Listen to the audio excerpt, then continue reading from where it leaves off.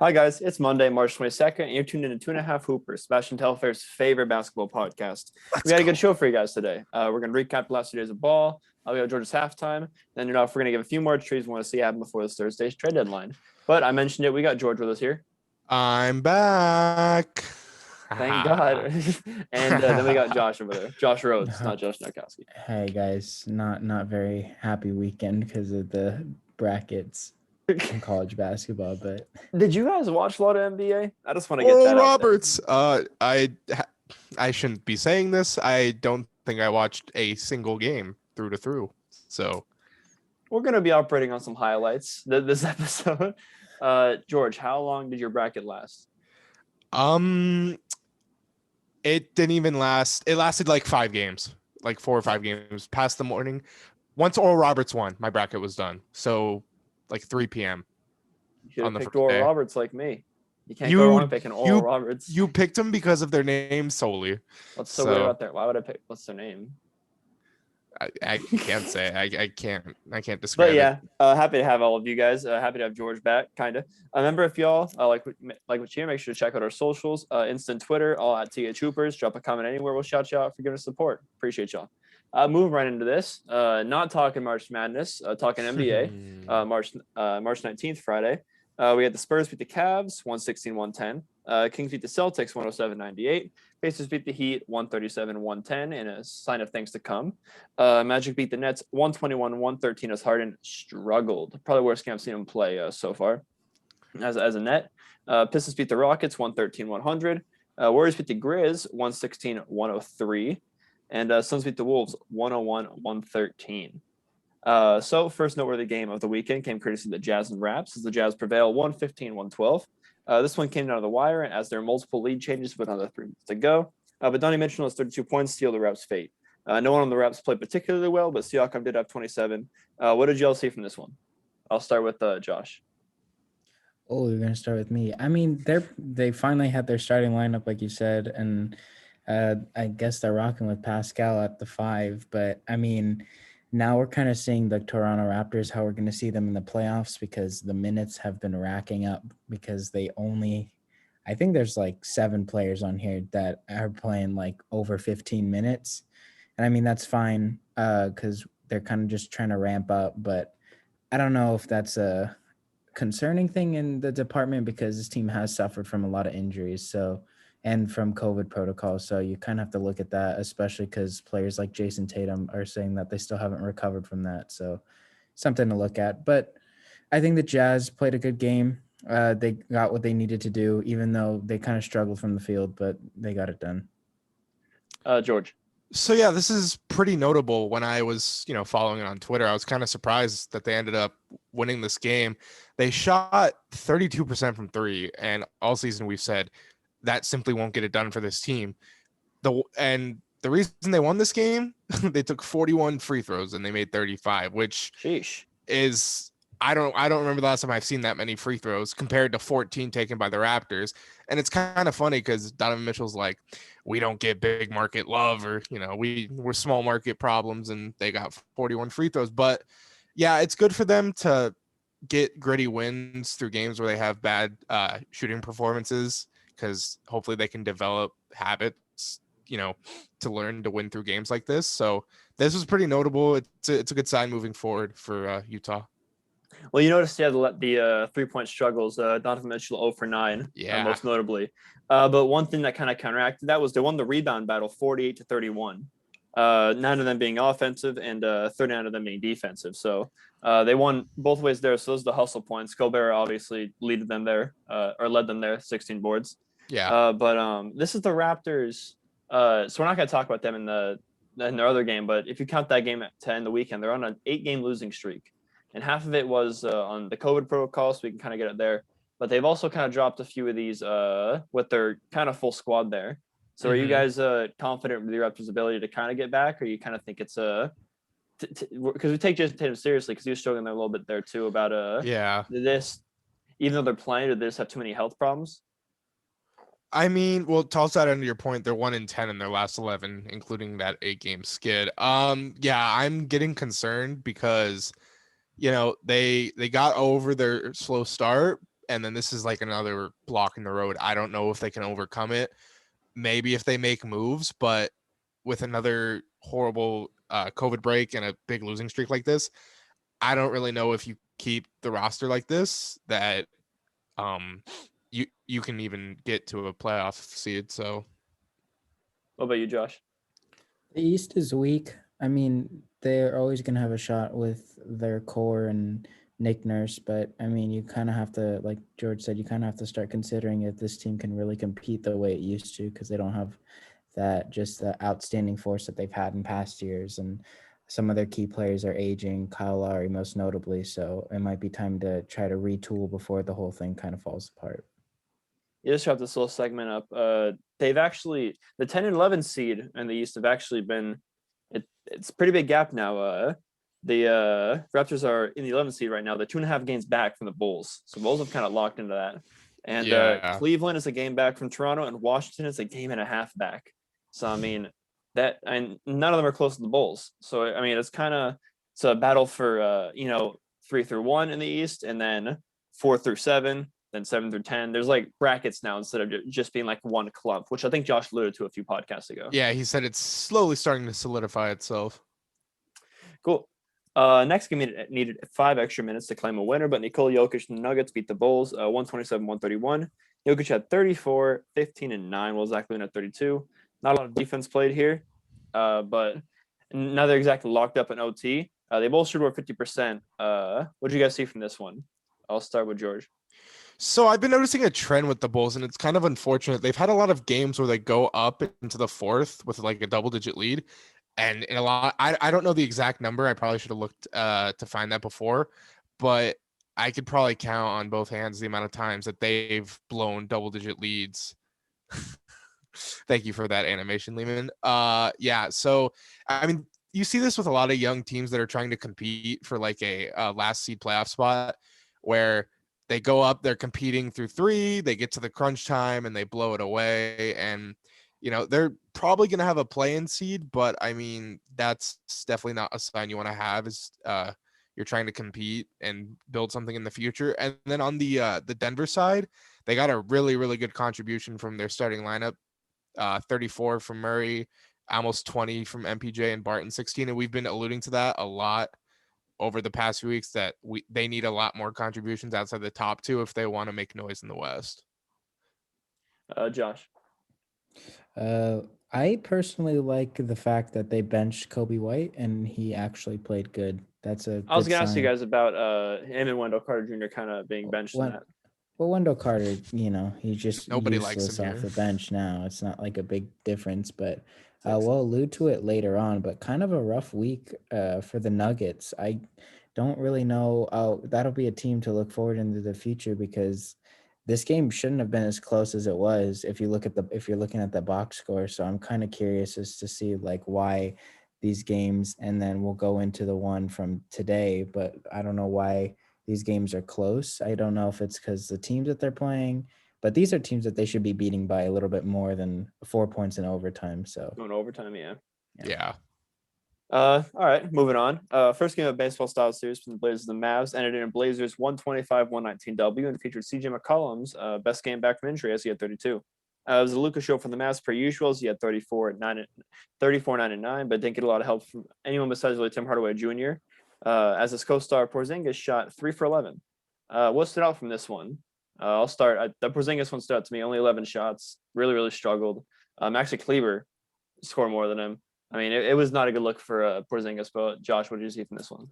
I'll do you one better. Gary Trent 2-7 off the Blazers bench, but I mean, I'm a big CJ guy. 32 points in 27 minutes is rather impressive. I know the Mavs aren't really known for their superior defense, but I'm pretty sure at one point they had Josh Richardson just trying to guard him, and I think Dame greatly appreciates that. He still shot good, Dame that is, but yeah, good win for Portland.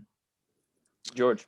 I guess the most notable thing, because I mean, in a game coming into the game like this, these two teams really haven't shown much defense over the course of the season. It was just more of like a first to 120 type beat, but 21 points for Dallas in the fourth. So I don't know if that was late game struggles or Portland stringing together some stops, but yeah, inconsistency from the Mavericks has really been like the tail of their season outside of Luka, really. So, I mean, besides that, you really can't expect much more from them. Yeah, I mean, as far as I'm kind of seeing this with really every star who's kind of between that like 4 and 10 seed range. We talked about a lot with Jokic, where like he's gonna show up. Hopefully, everyone else does. I mean, the thing with Luka, it's not just Porzingis anymore. Like you need the Josh Richardsons because that's when they're kind of going on their streak. You need like Richardson playing his best. You need Hardaway to give what he gave tonight. That's why they're kind of in the game because he kind of got that second contribution. But yeah, at bench, Trey Burke 10 points in 11 minutes, which is solid. But Rick Carlisle was not going deep into his bench for anyone except for really Wesa Wundu as he played 18. So I mean, no one. The Laker killer. There's a lot of players in Carlisle's doghouse right now. I think they need to make a move as far as big man wise, because you don't know when Porzingis is going to show up. You really don't. So I mean, Porzingis at the 5, maybe in like clutch time, but it's almost kind of the same thing with AD where you'd rather have like a formidable 5 there to, I guess, bang with the bigs, but to just keep Porzingis healthy because you don't want him to get hurt really. So, do you think Porzingis at the 5 works like long term? Just do you think it's a serviceable way to win games? I mean, I think in part, yeah, but like the defense at times, and then just the overall health, in like a few years, if you extend him, that just concerns me. Yeah, I'm kind of in that same boat too, just because I mean, sometimes he does play and he plays good, but other times he either plays and he plays bad like today, or he just doesn't play. So it's really tough to count on him to give you consistency, either staying on the court or just getting buckets. Yeah. Josh, anything to add there? I think it only works if they have like a alternative option, because not only the injuries and that you kind of have to recognize that the top teams are developed around a supreme big man, and we watched Porzingis get throttled by Rudy Gobert earlier this year. So I think they need like an alternative center in that department. But if they're going to try Porzingis at the 5, kind of like an AD situation, but you guys bring up good points with like injury concerns. Quickly here, he's in every team's kind of trade list. Would you like to see Drummond there? Do you think he'd fit at all? I mean, he definitely helps with that thing where I said, take away from Porzingis having to duel with the other team's bigs, but Drummond isn't someone you're going to want to be playing down the stretch of games. So, I mean, I mean, if you want to go from the aspect of here, Drummond's going to start, first half, second half, Porzingis, you just stay afloat out on the perimeter, and then you're going to have to close. Sure. But I mean, is it smart to want to invest that with assets? And it could potentially be a rental. I don't know. So, Josh, because it was your question, do you see a different kind of center there? Because they do have Willie Cauley-Stein, which kind of gives you the same as what Drummond would give you. Kind of. He plays the same style, but Drummond's a little bit better.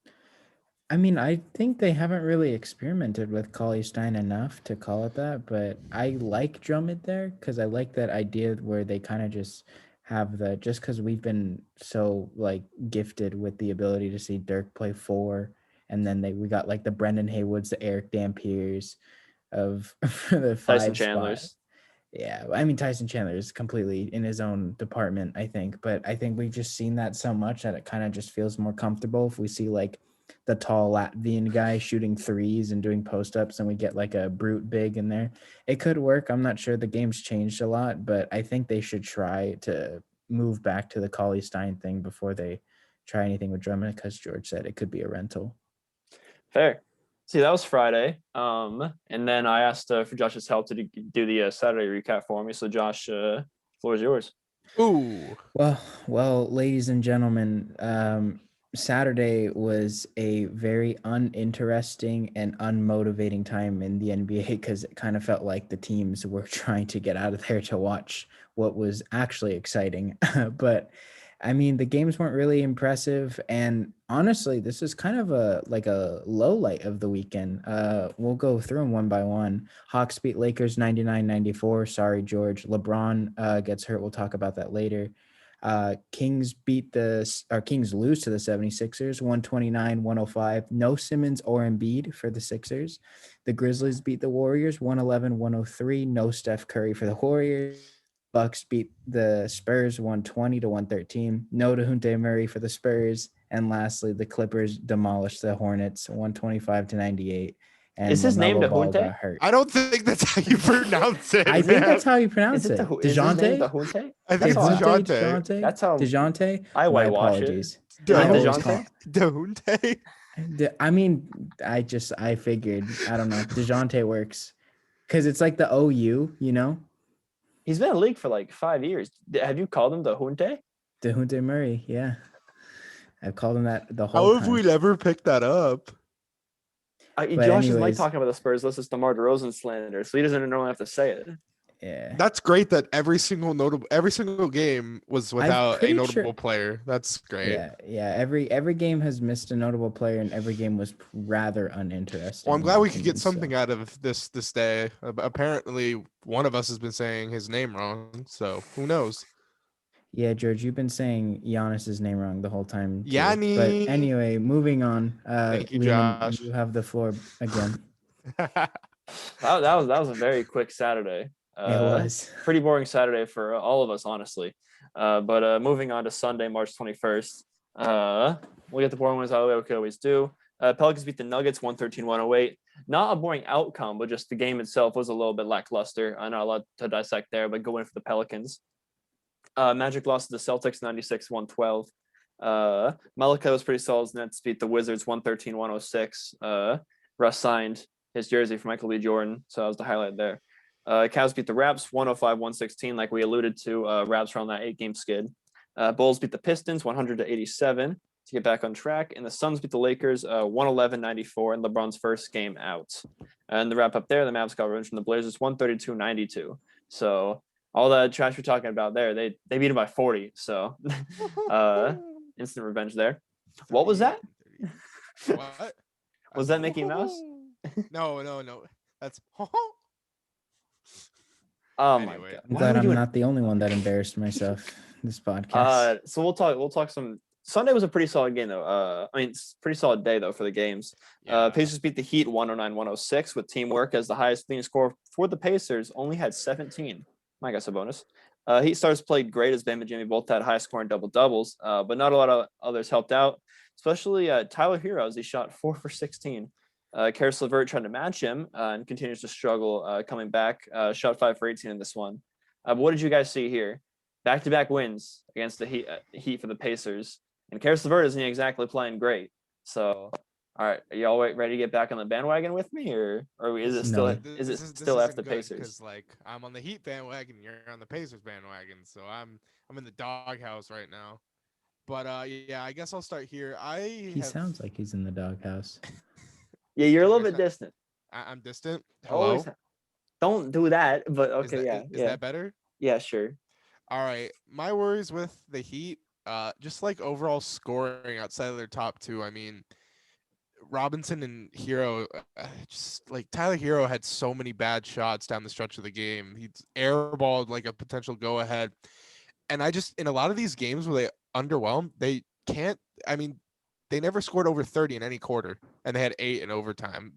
Their offense has kind of been a struggle. We know like their Heat culture defense, and they're going to keep teams low, but I mean, come playoff time with some of the teams they're going to face in the East, they're going to need to score down the stretch, and you can't always just rely on Jimmy. You need other guys to contribute, and they've already made moves. They acquired Trevor Ariza, and I don't really think that they need to make any more moves. I don't think that's in their best interest, but You really like Trevor Ariza.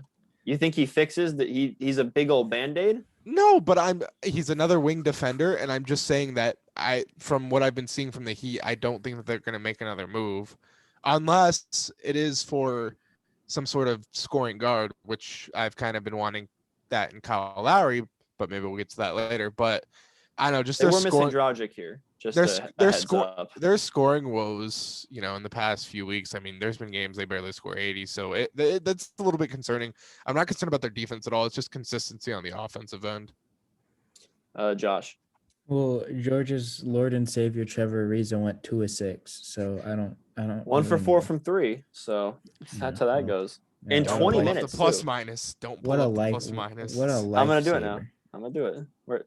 Is he a minus 18? Minus 18. Are you minus kidding me? 18. Minus 18. And he's All the right. guy. You're like, oh, thank God they traded for him. Oh, hold on. Snapchat from Bran.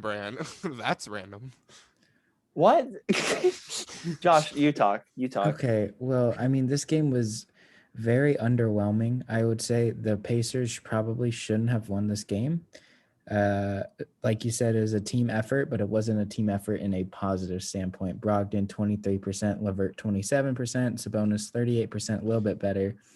The guys off the bench shot pretty well, most notably Doug McDermott. But this has been an issue with the Heat. They kind of got lucky because Tyler Hero and Duncan Robinson kind of came into their own in the bubble, but that's not going to happen every night. And Duncan Robinson's kind of a liability on defense for him not to be making the open shots that he gets. I think the Heat are a little bit more predictable offensively. It's kind of just run around and have Jimmy and Bam kind of set up like a 1-2 game, and Kelly Olynyk doesn't really help that either. So, I mean, I don't know what they really can do, to be honest. But it's good for the Heat.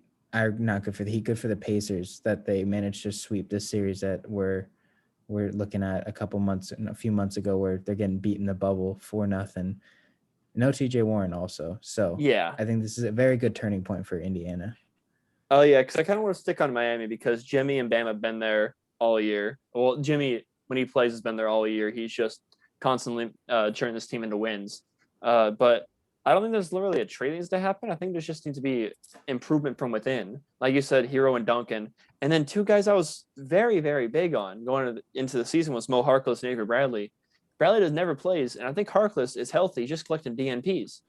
So, Yeah. I mean, Harkless was, I mean, I think he's kind of out of the rotation now because that's why they got Trevor Reason given 20 minutes a game. Yeah. But, I mean, I just don't see a way this team, I mean, unless they want to go get Kyle Lowry, but honestly, I don't see a way this team really goes far without Tyler Hero and Duncan really, because that's their offense. Their offense is Jimmy and Bam 1-2 game, and then other guys get their own, unless you got Dragic coming off the bench. But I mean, Spoelstra hates Kendrick Nunn, only plays in 23 minutes this game, not bringing another point guard off the bench. So Hero was running point guard the whole game. So, I mean, Jimmy Butler is a good de facto point guard, but I mean, you need Dragic there, you need Nunn there. But yeah, I'm not going to say a lot about Indiana because, I mean, I just knew this would happen. But you knew that they would fall so much in the standings and then have to win a lot. I knew they'd games find their to way get back. I knew they'd find their way back. Sure. Oh, yeah. And you're the biggest Heat fan until, yeah. Don't wanna hear it. But moving on from there, Thunder beat the Rockets 114-112 thanks to a clutch Lou Dort block on the driving John Wall, as Thunder were playing without Shea and Al Horford. The Rockets were completely healthy. They didn't have Shea. Didn't have Shea or Al Pretty Eyes Horford. Neither of them. No, I didn't know Shea. I knew Al wasn't playing. I thought Shea was. That's why we're talking about this game. Now I know we all love Lou Dort, and he did have 23 points this one, leading them. But I want to focus on the Rockets here. 20 in a row is the new number. Losses, that is. They were almost fully healthy this game. Their actual starting lineup. Is this going to stop, or are they going to take their way to the last spot in the league? Anyone got any thoughts here as far as that? I mean, just like a fun fact, they're still somehow 2 games ahead of the T-Wolves in the standings, which makes absolutely no sense. But yeah, I just think like the whole morale of the team, I don't want to make this like a my GM 2K thing where it's like morale is minus 70, but I just think no one enjoys showing up. And it's just late in this game. I saw a few possessions where, Oladipo was running down the break and, just nobody looked like they, cared about closing. I'm not going to say that Depot doesn't necessarily care, but I mean, I'm just looking at the bench too right now. Only 12 points and DJ Wilson, who's S. Brown? Sterling Brown. Sterling Brown. I almost said Shannon Brown. Kenyon Martin Jr. and then Kevin Porter had a subpar game. But I mean, just like this team was just Silas was almost just let up to be failed, just the whole roster construction, the trading Harden for pennies on the dollar. I just think this is like a total just like throw everything away. I don't have much else to say. There's like no hope this season. I'll still defend the Harden trade. We don't know if his pennies on the dollar yet. We got to make those drafts. But Josh, what'd you see here? It's honestly a joke. I think this is a joke. Like, it's actually funny. Like, I don't understand how it got to be like this. I mean, that's rough. George kind of hit all the points. It just hurts. But I would like to continue my hating the I'm not even gonna try to pronounce his name. The guy that we've been talking about on the Thunder. Giannis. Yeah, Giannis. Pokuševski. Pokuševski. There you go. 9 points. 22%. Literally every game is different for the Thunder, man. You got Svi Mikhailuk, 20 points, 20 minutes, 15 points. I'm gonna continue that slander just because the world thinks he's gonna be something different. I'm just gonna continue. He's normally playing 40. He's on a 28, so he might be in the doghouse. No Eric Gordon for the Rockets. That's not an excuse. This is a game they should have won. They've lost 20 in a row. Yeah, and I also want to bring up they lost the Pistons too. It hurts. It hurts really bad. Is this at all on Silas? Like at all? Because they got players that can play. Yes.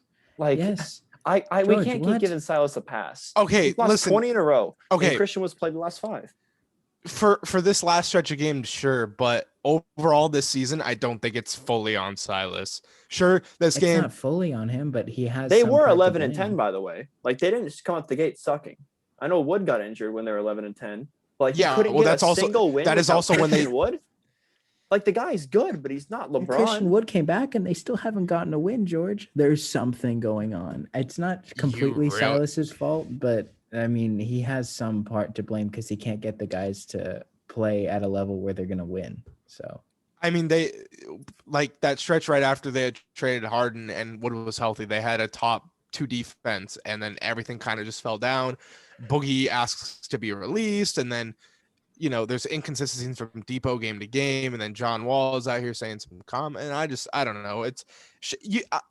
Yes, it's fair to blame him for like these last few games where they're not beating Pistons and the Thunder, but overall, I'm not going to fully put the blame on him. A little bit, sure, for not being able to coach them to a win in these past 2 games. I mean, it was John Wall, Victor Oladipo, Deshaun Tate, Daniel House Jr., and Christian Wood against a team consisting of Theo Maladon, Isaiah Roby, Lou Dort, who's it? Moses Brown. That's a 2K creative player. UCLA that alum, was 2K creative player dropping 13 and 14 on Christian Wood. Like, I don't know. I'm just kind of done with it as far like there's no excuses here. Like it's on everyone. No one's exempt to it now in Houston. Like it was like, oh, they have no Christian Wood, but like, and like now the growth they had with Kevin Porter Jr., he can't come off the bench because he's kind of like that player. He needs he needs the ultimate green light. He's coming off the bench 2 for 6, 4 points. Like I don't know if Kevin Porter Jr. can be like a surrounding player. You think he needs to be like a number 1? He can't be a role player in a sense? I don't think he can be a role player. He doesn't have the talent to be number 1. I'll say that now. Like he's got the talent to be like a scoring all-star, but like not a number 1. So but he needs that ultimate green light. Kind of like what CJ McCollum has, but CJ McCollum also is like a playmaker in the sense for his teammates. Like Kevin Porter Jr., I don't think. Would you say it would be best for him to be almost in like a Jordan Clarkson type role then? Because JC has that green light out at Utah. That's what they're trying to put him in here is, bring off the bench, but I just don't think he's interested in that because we know he's had attitude problems in the past. So he went from starting a few games to now he's on the bench. I think that'd be best for him, but yeah, it's a complete, mindset of him wanting to buy into that. He's like Melo in Houston. Except Melo had proven everything, and Kevin Porter Jr. has Carmelo Anthony, Kevin Porter Jr. They're right there. But yeah, enough Rocket talk. I'm getting a headache. Moving on to an actual good game. Julius Randle and the Knicks are once again down bad as lose to the Sixers, 101-100. Shake Milton led the Sixers in scoring off the bench, and Toby Harris struggled with the ball in the basket, going 5 for 18, Josh's favorite player. Randle had 24 and quickly continues to struggle in the starting lineup, going 4 for 12 and 0 assists. What still got from this game? Ben Simmons also played here. So I'll start with Josh. Oh, George, better call up Tom Thibodeau and ask him why he's not starting the guy they drafted. I mean, I think this is a pretty clear-cut reason why the Sixers won this game, even though I think the starters put up relatively similar numbers, like good points, bad shooting. Like Randall and Tobias Harris had like over 20, but they just weren't good shooting percentage. I think it was just the bench. Dwight Howard had a lot of rebounds, and I think Tyrese Maxey, Matisse Thybulle kind of helped out a bit more because Tom Thibodeau was running his guys down to the ground. Shake Milton, 21 points. I think he's my clear favorite for the runner-up on the Jordan Clarkson Award. But it was a close game. It could have really gone either way, but I think that kind of helps the Sixers out a little bit more just because they get a little bit more efficient minutes off the bench. So I think that's why they pulled that one out. George. Yeah, I basically agree with everything Josh said. I don't know how much more I'm going to add, but it's good to get these wins without Embiid. And yeah, they had Simmons, Shake Milton. Thibault was really, really good defensively. And just one thing I want to add for New York is just Reggie Bullock played 47 minutes, 6 points. Poor guy was running absolute cardio out there. But yeah, I'm concerned with D Rose. Did he get COVID or something? Because he hasn't been in the lineup in like weeks. He may be health and safety. I know it's not a serious injury if he did get injured. Okay. But yeah, that is why Quickly's in the starting lineup. Yeah, and Knicks back under 500. It's been a little bit shaky there, especially like in the clutch.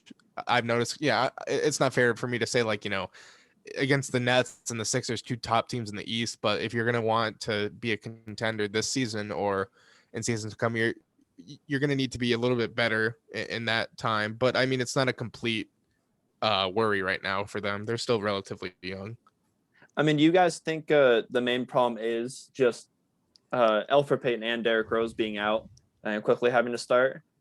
Because, like I said, 0 assists. Their offense isn't really going good. But, I mean, it's a pretty standard box sheet here. I mean, right here. I mean, Randall, 46 minutes, inefficient, 24 points, their go-to guy.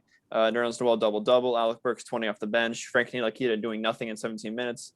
I mean, it's pretty cut and dry besides Manuel Quickly in the starting lineup. So do you think that's really what's to blame? A little bit, because I mean there are a lot of options at that one spot. There's Quickly, there's Frank, there's Moutier, and just I mean it could kind of. You don't have to name them all, George. I wasn't. Did you say Moutier? Oops. As in Emmanuel? He's not on this roster like at all. Austin Rivers. I meant Austin Rivers. Wow, this isn't 20. Okay. Yeah, I just think a lot of substituting in and out. It could be a little bit inconsistent, but I don't think it's much to blame. Anything else to add as far as that, Josh? Because I mean, they're not sinking. They're 5-5 in their last 10, but yeah, they are below 500 now. So I think the blame has to go a little bit on RJ Barrett, because he's kind of had that pleasure where he kind of has like that playmaking first as a guard right next to him. So he only has to be like a secondary, and now Quickly is more of like a score first, and he's had to. I know I'm kind of like the RJ supporter, but like this is where he should be averaging double doubles, and I just don't think he's getting those. He needs to be the de facto point guard when he step up, because he's gonna handle the ball a lot. Yeah, I 100% agree with you there. Anything else to add here, George? No. Yeah. Well, it's kind of your segment here, so I know it's what time. Already 2:30 a.m. for George right now. So we'll see if he can get through this halftime segment, because we're counting on him. But at halftime for 2 reasons: half hooper, half of the show. You know the drill. George, talk to us. Alrighty. So unfortunately, crushing blow to the 8th seed Hornets. They lose the Rookie of the Year frontrunner LaMelo Ball to a fractured wrist, and the expectation is he will be out the rest of the year. They're going to get a second opinion, though, but I think the prognosis is out that he's going to be out. So, in general, what's the outlook for the Hornets team? And then just less importantly, because, health is paramount, but what does this do to the Rookie of the Year conversation? I'll start with Lehman. So, I don't think he'll get it anymore, just because – I mean, Anthony Edwards is making it a conversation anyways, if they were both going to finish the season. And I mean, if, like Embiid had that year, he played 36 games, but he was like clearly the best rookie in his class. Well, rookie, quote unquote, missed 2 years, but he still didn't win it. They gave it to Brogdon just because Brogdon, I think, played all 82. So, I mean, the health is very important in this award. And then also, like I said, I mean, Anthony Edwards is going to be like no Mickey Mouse winner of it either. Like, he deserves it too, and he's going to play those games. So I think, one, it definitely he will not be winning it, even though he was my pick and George's pick. But luckily, Josh's pick was James Wiseman, so none of us were right. Who was not winning it, yeah. Who is not – that's Steve Kerr, though. That's not on Josh. That's on Steve Kerr. But as far for the Hornets, they're 3.5 games above of Toronto. So Charlotte's an 8 seed right now. Toronto's an 11 seed. Unless we see Devontae Graham really come into his own once again and start hitting some threes, and then Malik Monk takes over that 6-man role and Terry Rozier shines. I mean, if Toronto trades Kyle Lowry, then maybe they'll stay out of there. But I think this might be Washington's time. I don't know. Washington might creep in. I mean, it's 50-50 right now. Toronto's make the playoffs. Yeah, before I get to Josh, I mean, if the Hornets fall to like the 12th seed, I mean, you could end up getting a decent lottery pick, to throw alongside LaMelo. So, I mean, they're a little silver lining, but obviously it sucks. It's another crushing blow to this season. It's a deep draft as far as top 10 too this year. Yeah, it's just another big loss this season with injuries where we've already had a lot. Josh, what else do you have to add? I agree with Lehman on the Anthony Edwards thing, but I don't agree with him with his stupid Washington take. Not to be blunt or anything, but they can't even stay above Cleveland in the Eastern Conference race. They're only 5 games back. All right. Don't say only. And they're 2-8 in their last 10. So there's room for improvement. All right. I didn't realize they were that bad. Now this sucks for the Hornets, but I mean, this might make the who's the odd man out conversation a little bit difficult because you would expect Rozier and Devontae Graham to kind of absorb all those minutes. So it'll be really hard to tell. But it's also, this might show Gordon Hayward's, if he just really can be that steady veteran hands that he's been this year, or if he's still got a little bit of that Utah left in him where he can kind of be the go-to guy. Because LaMelo was, as a rookie, the go-to guy running that offense. And it was impressive. So we'll see if Gordon Hayward can step up as well as those two guys.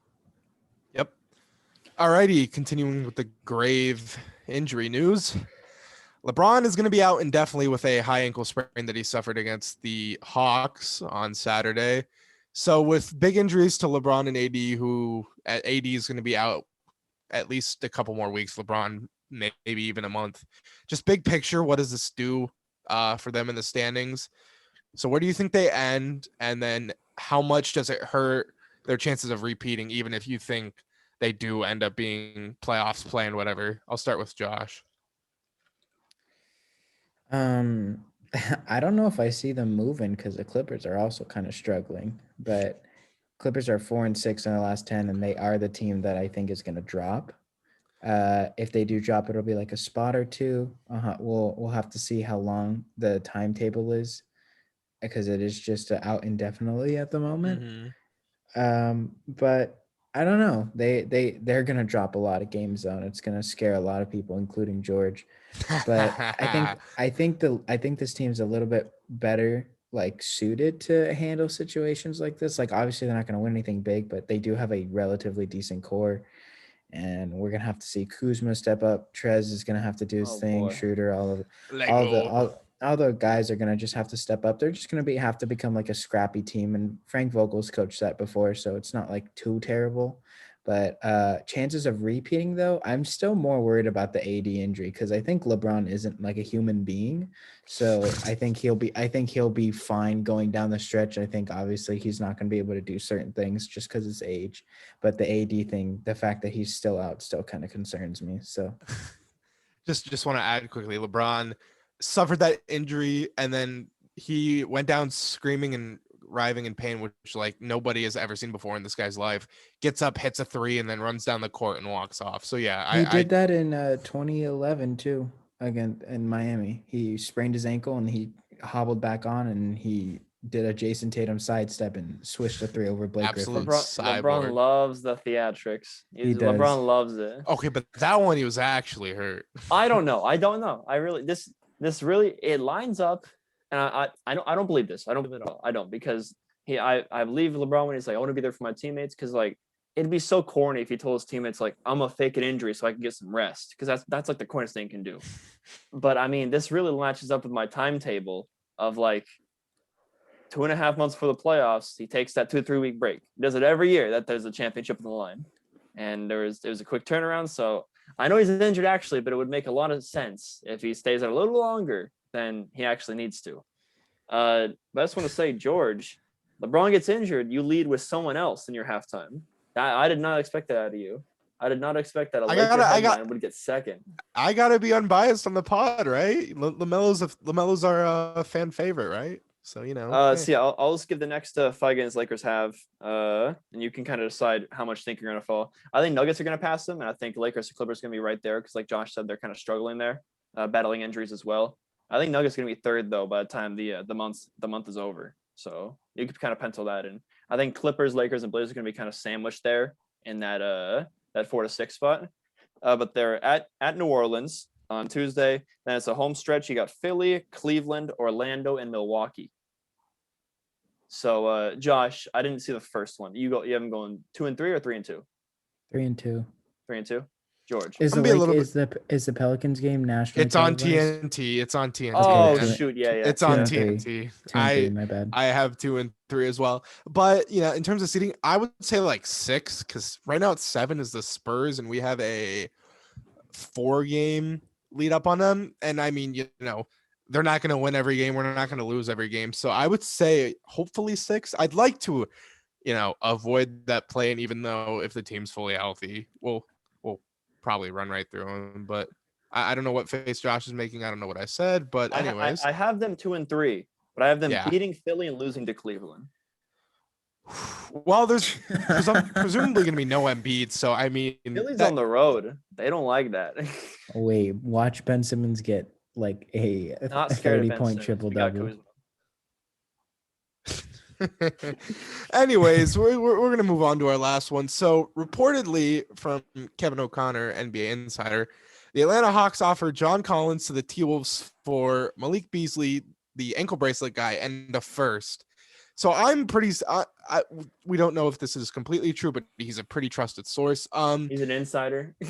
Just general reaction on this because I hope that actually didn't go down because it would be kind of dumb for Minnesota to decline that. I feel like that's a pretty fair offer. That was what we said it would be. Yeah. Yeah. So what do you guys think? Just open floor here. I'll start with Lehman. I mean, NBA insider. I hardly know her. But I mean, they obviously don't want John Collins then, just because. I mean, they turned down that deal, and I don't see the reason to keep Malik Beasley around. One, his contract is it's big, and it's got 3 more years after this year on it. And then you got Anthony Edwards. There's not enough shots to go around. For Cat, who's finally finding his own, thank God, prayers up to him. He finally looks like he's having fun playing basketball again against that Suns game. And then Edwards, who's just you got to give him the green light. He's going to be an elite scorer in this league. You got to give him every green light. And then you got D'Lo coming back, who I still think is better than Malik Beasley. So, I mean, if you could get a big man, a stretch big to pair with Karl-Anthony Towns, I don't see why you wouldn't do it. Did you say it was what year was the first? It just says first. I have no idea. I would presume it's the one next year because they don't have the rights to the one this year for now. I know there's protections on it, but I believe they still can't trade next year's because if they get this one's, then the Warriors get next year's. I mean, So, it we could don't be need like to a speculate. 2023. We don't I need to mean, speculate too long, yeah, because I mean, who knows? It just says a first, but yeah, I would assume it wouldn't be because this one of value is worth a lot more than John Collins on its own this year's. Yeah. Pick. So I mean, yeah. That's that. Josh, Yeah, I would have pulled the trigger. Josh. I think this raises the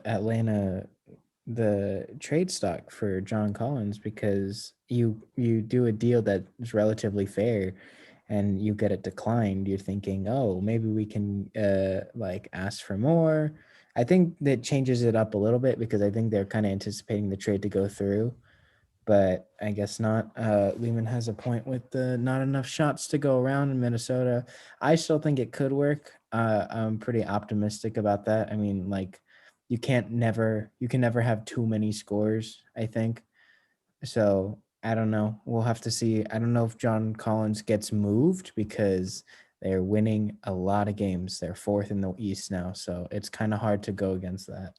I don't think they want to pay him, honestly. He's going to be a restricted free agent. And They'll I mean, sign and trade him in the offseason. Yeah, that would probably be most, this kind of just seemed like a dump off move. Like, hey, we don't want him, take him and give us, a first, but give us domestic abuse. I mean, if they don't want to pay him, why do they want Malik Beasley, who's going to be on essentially the same contract?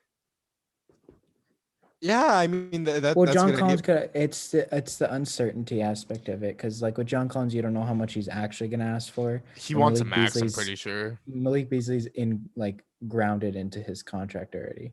I get So that. I mean, Yeah. D'Lo, Malik Beasley, Anthony Edwards, Karl Anthony Towns, Juancho Hernangomez. And if they get a top pick, Juancho, maybe Cade Cunningham.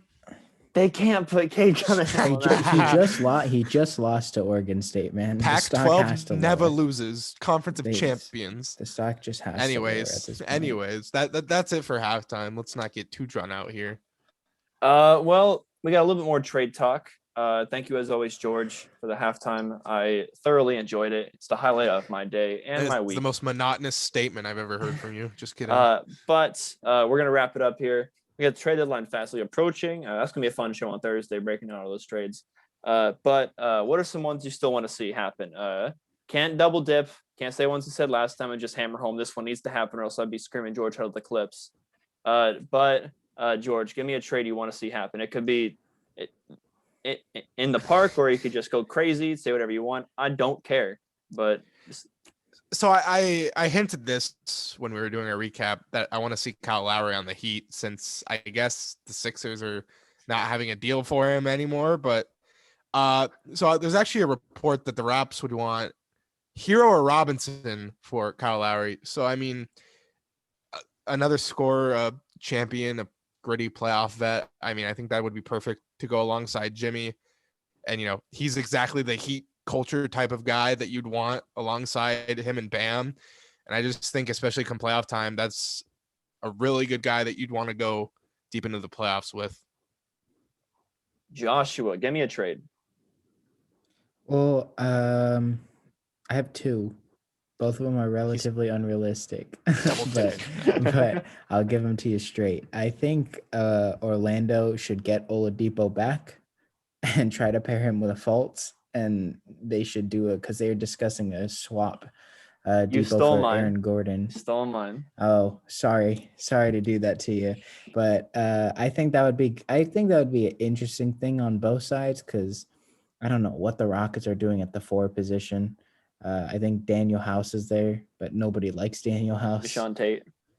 Deshaun Tate, I think, is their 3. Actually, I think he's their PJ Tucker. So I just think Aaron Gordon's kind of like a high flyer, get some excitement going, because that team's lost 20 in a row. They just need some sort of serotonin.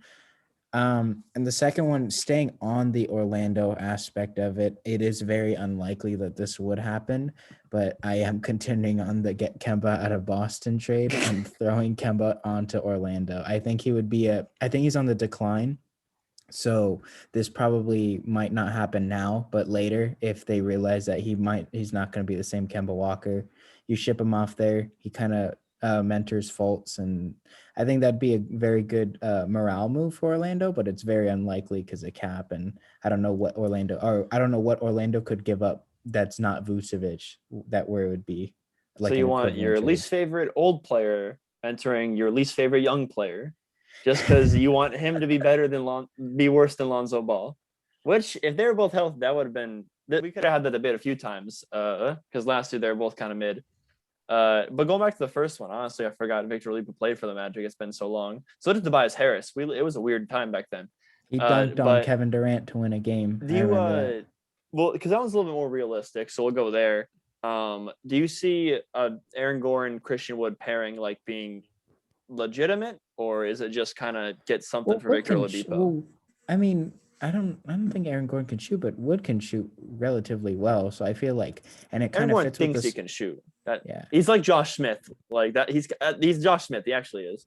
Yeah, I mean, I think it would be nice because the game is kind of like, you bring up a good Josh Smith thing. The Rockets tried the Josh Smith Dwight Howard thing when that was a whole big fiasco. And I think this could work because they're a little bit smaller and they play a little bit more fast. I don't know if it's like a permanent fix, but I think it would be fun, and I think they could win some games just with that duo, kind of, because Aaron Gordon's kind of developed a little bit of a playmaking badge.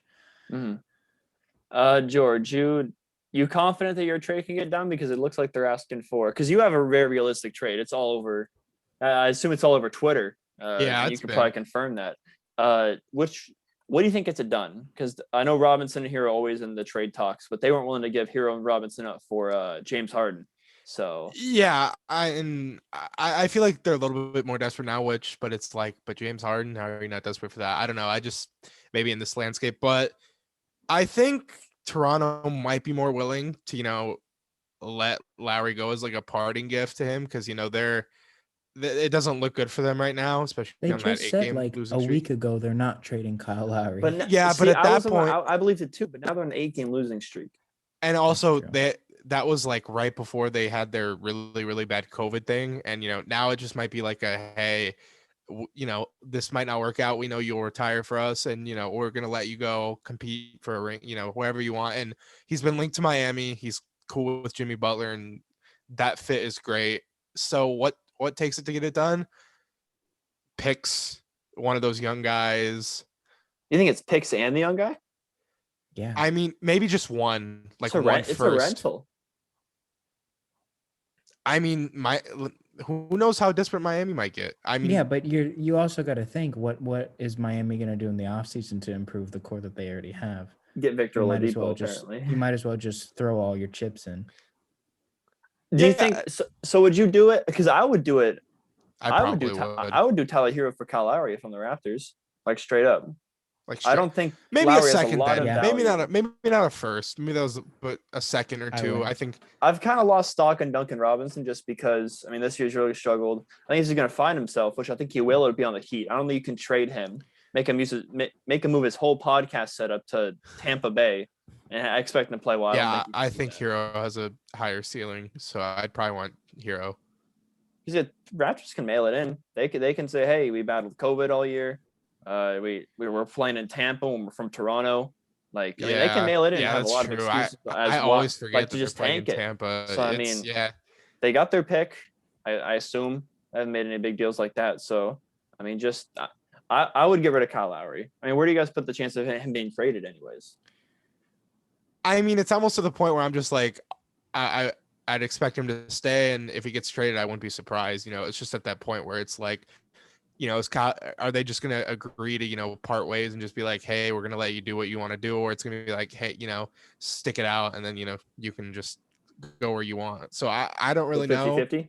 Yeah, 50-50. What about you, Joshua? I think Hero works. I agree with you with the Duncan Robinson thing. I've kind of just lost all hope. I just don't think the way he plays is I think it's more dependent on what the NBA is looking for rather than just him being like a. I think it's Miami dependent. That's right. Because I think he'll find a stroke sooner and later in the season than not if you trade him. Yeah. Anything else? Look ahead. Well, look ahead. That's where I was going to go. George, did you remember to look ahead? No. George did not remember to look ahead. What's a pod without me forgetting? We'll start with Joshua over there. Give us your look ahead. Well, I guess that's fine because I have probably the most depressing game that I'm looking forward to. Biggest loser award. The Raptors have lost 8. The Rockets have lost 20. One of them has to win tomorrow or Unstoppable Monday night, force meets immovable object. Who do you got? It's more like the stoppable force meets the movable object because both of these teams are sucking right now, and one of them has to win. Who do you got? I got Wood and the Rockets, I think. No, it's going to 21. I think it's going to 9 plus 10, no cap. I think they break it. No. The Rockets can't. Neither of them can rebound, but Spicy P at the center, I think, can get it done.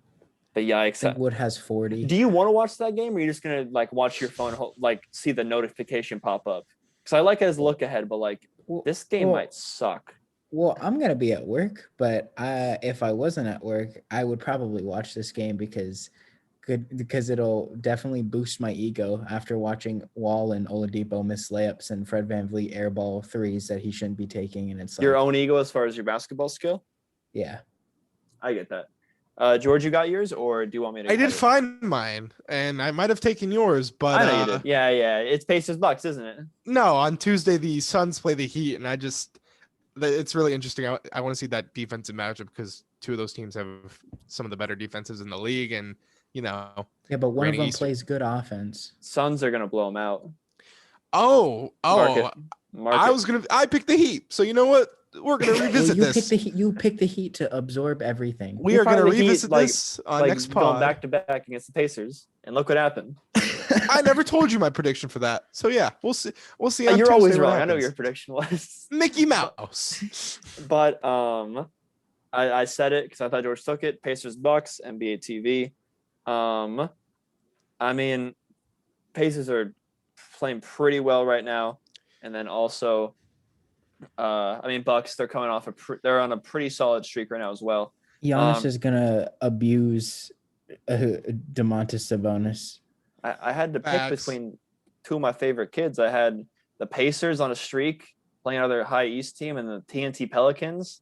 It wasn't a good look for me, but my official look at it is going to be Pacers. Pacers taking on the Bucks, and I have the Pacers. So I think that should be a pretty fun game, and it's nationally televised, so it should be a good one. All right. Any final remarks, guys? Nope. Josh, how's your bracket? It is at 99.8%. I have done a phenomenal job, but my max is looking pretty bad because Texas was my bracket buster. Abilene Christian really put me in the dirt, but I've gotten a lot of not the quote unquote Cinderellas, but I've gotten a good amount of them. So, I mean, I'm Did you have pretty Loyola? good. I did. I have them going all the way to the pick Elite Illinois Eight. beating Loyola. You're I weird. did. You're just because weird. I George is literally upset told that you it his was going to bracket was happen. busted. Picked Ohio State, Illinois, and Texas to make the Final Four. None of them got that's past. cringe. None of them got to the Sweet 16. Well, who do you guys have winning? I had Baylor. Illinois. I had Illinois in You one got Baylor? bracket. Baylor looked good today. They did. Baylor has looked good the whole tournament. I'm very happy with that pick. Lehman watched the game or something. I had Illinois and Gonzaga in both the brackets I did. So, Well, still right. That's not college hoops for me. Let's wrap this up. That's going to do it for tonight's episode. Thanks for watching and listening. And if you like the show, make sure to follow us at THHoopers on Instagram and Twitter and say what's up. If you're going to get a response, George never caught lacking without his phone. Yada, yada, yada. You know the drill. Besides that, thanks for being an OG. And take care, guys. I almost ended the meeting. Hi, Josh Nowakowski.